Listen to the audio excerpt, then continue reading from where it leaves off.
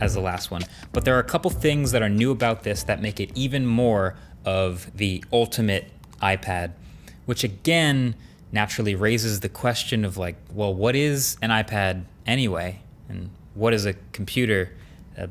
I'll get to that later. So the last iPad Pro wasn't that long ago. You can watch the review from last year, but in short, it had an A12Z chip, and that was a spec bump from the previous iPad Pro, which had an A12X. Now, of course, there were other small bits and things that made last year's iPad new, but now again, in 2021, we have an even more powerful chip. So this iPad Pro has Apple's M1 inside. Now, the A12X and the A12Z were already Apple-designed silicon for the iPad. So while we know M1 is a different breed, since it's also Apple-designed silicon, it would be tempting to think maybe that's not that big of a jump. Like, those chips were made for the iPad. How good could M1 be? That'll be wrong. This is a massive performance leap forward. M1 in this new iPad Pro means that now internally this tablet is basically the same as the M1 MacBook Air, a full-blown computer. That means an 8-core CPU, 8-core GPU, 16-core neural engine, and for the first time, Apple is just openly telling us how much RAM is in the iPad. So that's 8 gigs in the lower storage versions and 16 gigs of RAM in the 1 terabyte or the new 2 terabyte iPad configurations. 16 gigs of RAM in an iPad. So it turns out, yeah, this thing flies again through iPadOS. I'm sure it's shocking to you that an even more powerful, even faster chip continues to crush iPadOS in its latest version. But there's a couple other like specific unique ways I've noticed this. First of all, even the heaviest, most graphically demanding apps that I use are snappy and blazing fast. That's probably also as you'd expect. But also with all this RAM, and this is a 1 terabyte iPad, so it has 16 gigs of RAM, it really seems like nothing ever needs to drop from memory. It's kind of wild. Like, we're already used to a bunch of the most recent apps staying in RAM on the iPad, and that's great. But here, even the oldest, heaviest apps in my multitasking tray just pick right up where they left off. Like Lightroom from hours ago, games, streaming apps. It really feels like this iPad's superpower here. Stuff just happily sits in RAM all day and is always ready to go. But even that doesn't really fully explain the speed. So let me just, so numbers people, we like benchmarks, right? They're the easy way to contextualize the differences in performance. So remember when the A12Z iPad Pro last year was already pretty far ahead of most other tablets? On Geekbench, for example, that was hitting somewhere around 4,500 to 4,700 on multi-core, and so was the A12X. This M1 iPad hit 6,900 points, sometimes breaking 7,000. That's just in a completely new stratosphere.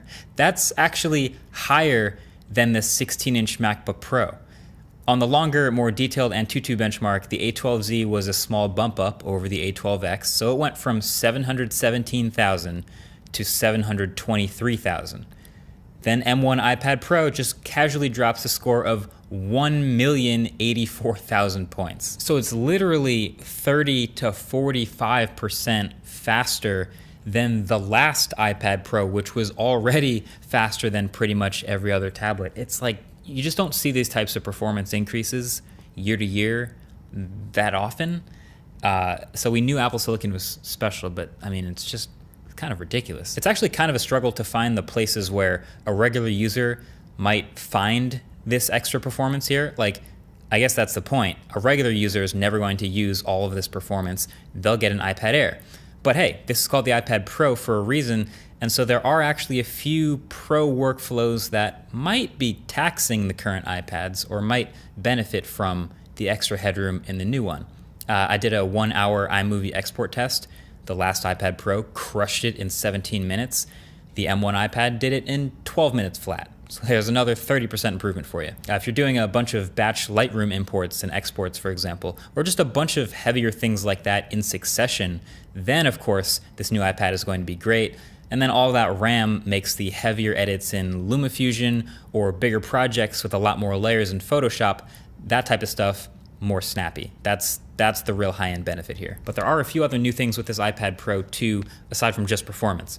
It is a little bit thicker and heavier, actually. It's barely, you might not even notice, but it's we're talking 0.5 millimeter thicker and 50 grams.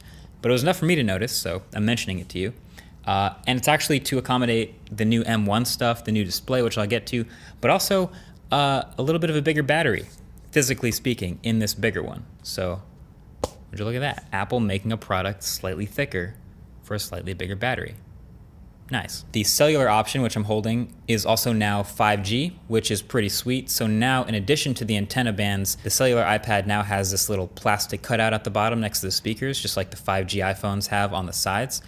And that USB-C port at the bottom, now that there's an M1 chip inside, is now a Thunderbolt port with USB 4 speeds up to 40 gigabits per second throughput, which is massive. So if you want to plug in an Ethernet dongle here, you can get 10 gigabit Ethernet, which, hey, if your setup involves plugging your iPad into Ethernet, more power to you.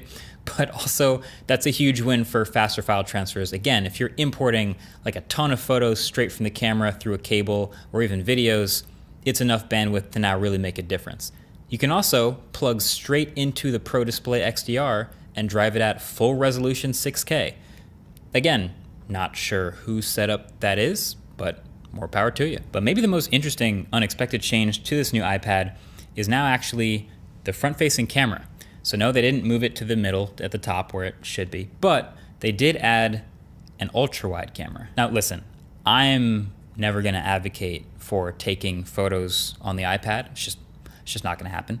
But something I do on the iPad pretty often is video calls, video chats, FaceTimes. And this new camera setup with a 122-degree field of view is great for that. So basically when you open the camera app for a selfie, you'll see the normal view, but when you zoom out, you'll see a whole lot more of the scene with that ultra wide.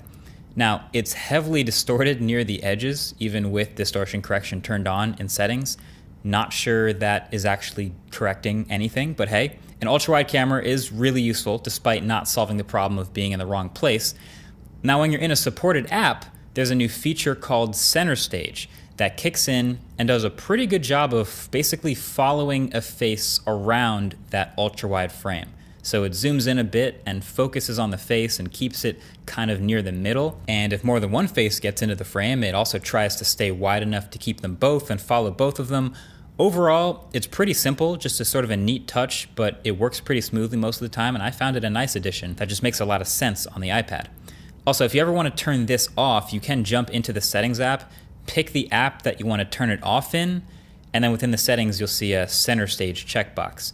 So there's no other settings or adjusting it. You can just turn it on or off. So if you want to keep it on in FaceTime, but turn it off in Zoom, then you can make that happen. If you were thinking this might also finally let Face ID work from more angles, it doesn't. It's literally just the camera. So the dot projector and infrared stuff is all working the same way it normally does, just the camera's wider. Okay, there's one last feature that is new on this iPad Pro and really does make a pretty big difference, and that is this screen, this new screen here. So on the bigger one, just the bigger one, the bigger 12.9-inch iPad Pro, you've got a new liquid Retina XDR display. It's pretty sweet, but the smaller 11-inch iPad Pro basically has the same screen as last year. But this new screen is awesome. Mainly, it gets way brighter, which is immediately noticeable, way more visible if you're near a window or in a bright environment. And it's a mini LED display with 2,500 local dimming zones made up of 10,000 mini LEDs. All to say, you're gonna get a couple things: brighter highlights, up to 1,600 nits for peak brightness, full HDR support, and better contrast. So you're at a 1,000,000 to 1 contrast ratio now. To me, honestly, it looks just about as good as OLED.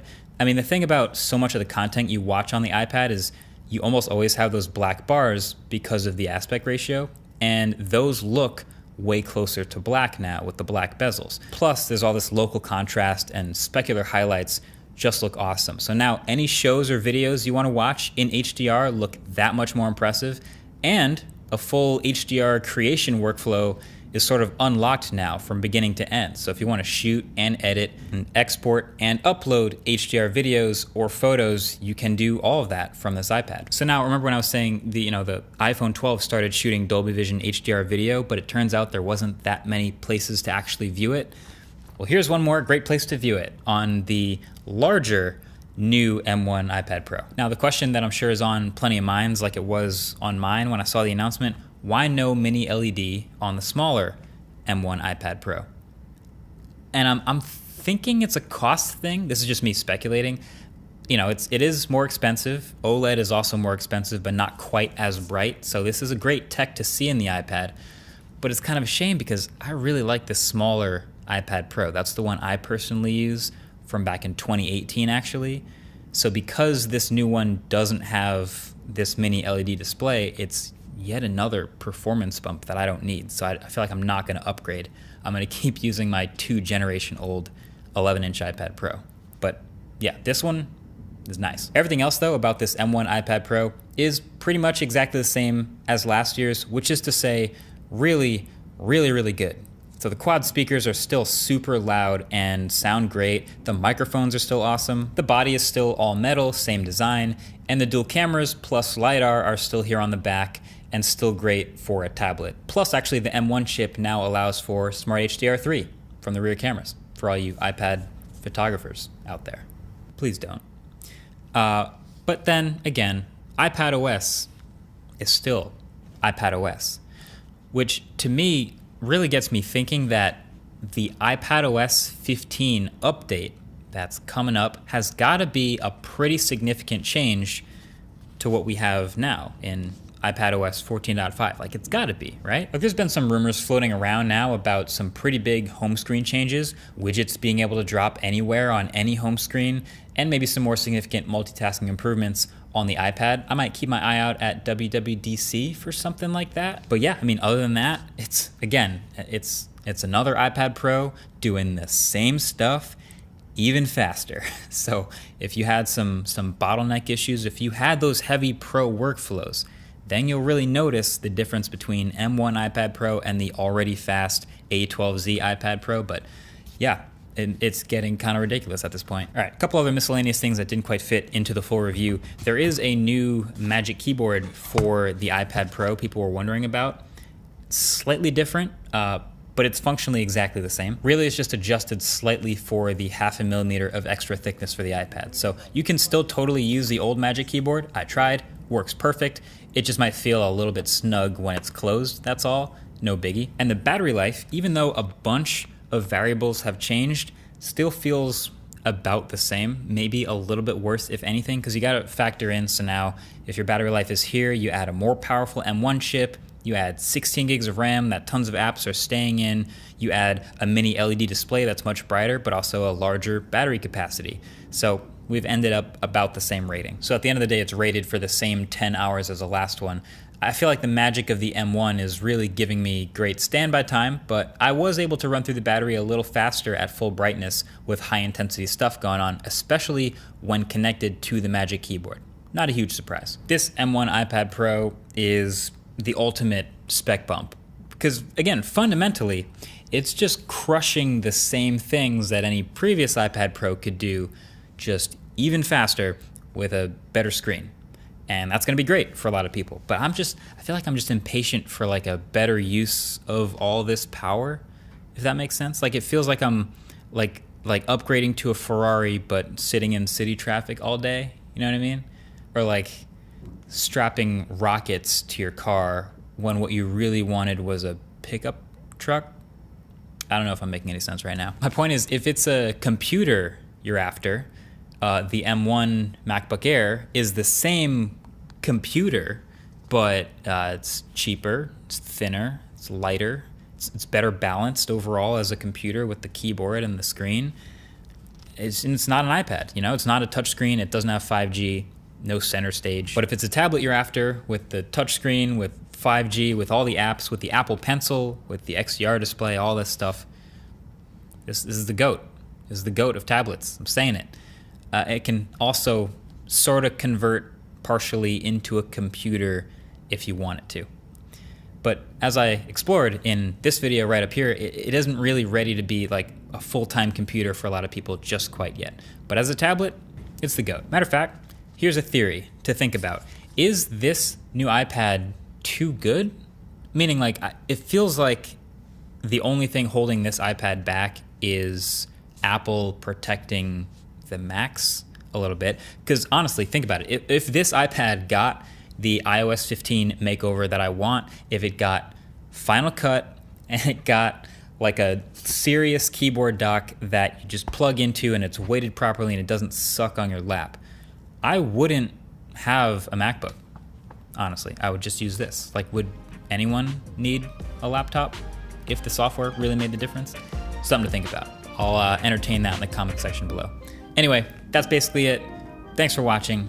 Subscribe if you haven't already. What are you waiting for? Catch you guys in the next one. Peace.